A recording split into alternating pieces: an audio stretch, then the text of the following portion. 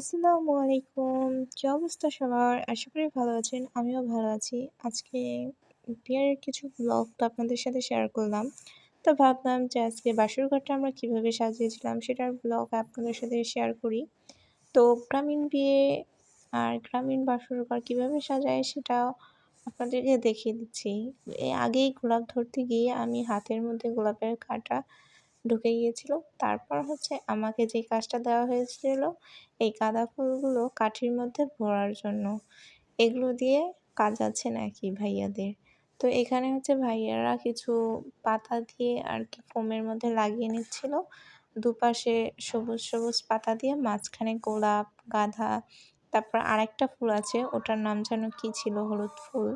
আমি দেখিয়ে দেবনে।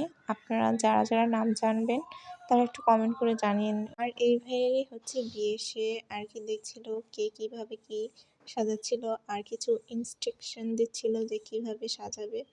তো সেইভাবে ভাইয়ারা সাজাচ্ছিল কিন্তু আমি ধরতেই কেমন যেন পড়ে গেল। থাক বাবা আমি আর ধরবো না।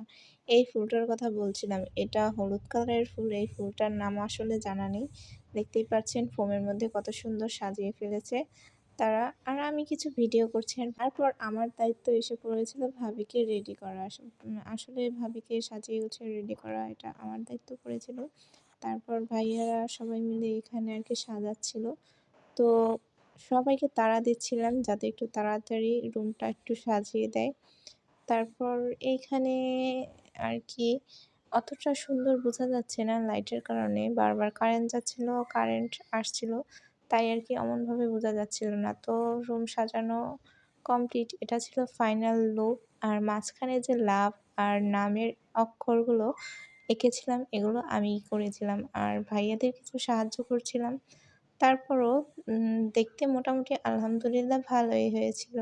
পরবর্তী ব্লগটা দেখার জন্য অবশ্যই সাথে থাকবেন। আর আমার ভিডিও ভালো লাগলে লাইক, কমেন্ট, শেয়ার করতে কিন্তু ভুলবেন না।